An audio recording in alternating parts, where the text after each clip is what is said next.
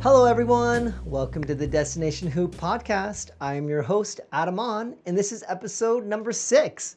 So thank you so much for tuning in. I really appreciate it. I hope you guys all enjoyed your weekend. And as we know right now, it is the dog days of the summer, and the NBA news has grown a bit quiet. So here at Destination Hoop, I decided let's go in a little bit of a different direction. Rather than be reactionary to the news, today I wanted to change it up and I wanted to share with you 3 predictions I believe will transpire before the start of the NBA season regarding player movement. And so without further ado, let's take a look at our first candidate, Kevin Durant. And here's my take. Kevin Durant will not be traded, and he will return to play for the Nets. First of all, there's already a precedent. Back in 2007, Kobe Bryant wanted to be traded. Back in 1981, Kareem Abdul-Jabbar wanted to be traded. And then in 1992, Hakeem Olajuwon wanted to be traded. And what is the common denominator in all 3? They all went and talked to their owners and hashed it out. And reports were last week, Kevin Durant met with Joe Tsai, the owner of the Nets, and we don't know what was discussed, but they had to hash out at least some type of ongoing conclusion. And when you think about it, Kevin Durant would actually be going back to a really good team. You've got Kyrie Irving and Ben Simmons. You've got new signings and TJ Warren and Royce O'Neal. You've got returning players like Patty Mills and Seth Curry, Nick Claxton. If they all come back together and stay on this team this coming year, it's very highly likely that the Nets will be one of the top favorites in the Eastern Conference, if not the most favored team in the Eastern Conference. For Kevin Durant to even think about being traded at this point, we already know the Jazz and Timberwolves trade pretty much ruined it for all the other NBA teams right now in terms of trying to figure out how they're going to get things moved on their teams in terms of their assets. So if Durant does get traded, he's likely going to have to gut the other team of their players and their future, and then he would be stuck for 4 years on a team that's going to be much worse than the current Nets are at this point.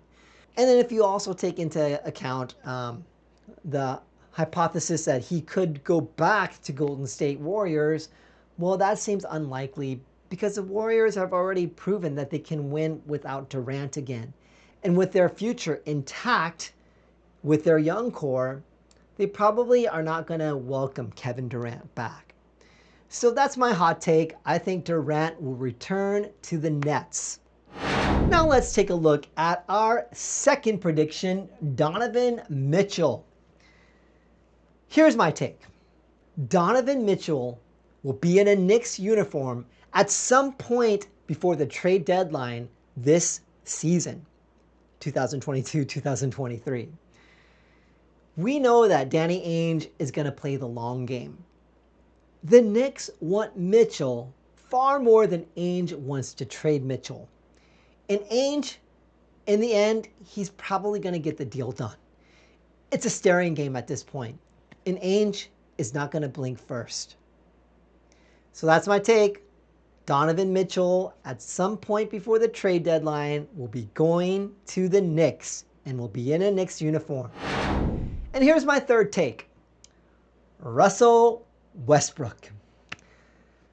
Russell Westbrook will be bought out of his contract, whether by the Lakers or a team that the Lakers trade him to. He will not suit up this year in the NBA. That is my take. I just don't see Westbrook being able to acclimate to this new supporting cast role. You would think, having played with Carmelo Anthony this past season, he might have gotten some sage advice from Anthony about learning to be a supporting role, because we know both of them are going to be in the Hall of Fame. But Carmelo Anthony, it took him a while. He was out of the NBA for a while because he couldn't accept a lesser role. But that's exactly what Russell Westbrook is going to have to do. He's going to have to accept that role. And until he accepts that role, he is not going to suit up for a team this season. So that is my third and final prediction. So this closes our episode today.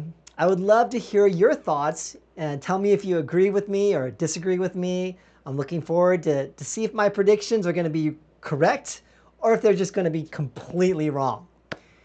Anyways, thank you so much for the YouTube audience. Please make sure you like and subscribe. Hit that notification bell. And for the podcast listeners, please rate and review my podcast on Apple Podcasts or Spotify or wherever you get your podcasts. And you can read my articles at destinationhoop.com or contact me directly at destinationhoop on Twitter. In the meantime, I hope you guys have a safe and wonderful start of your week. Until next time, God bless.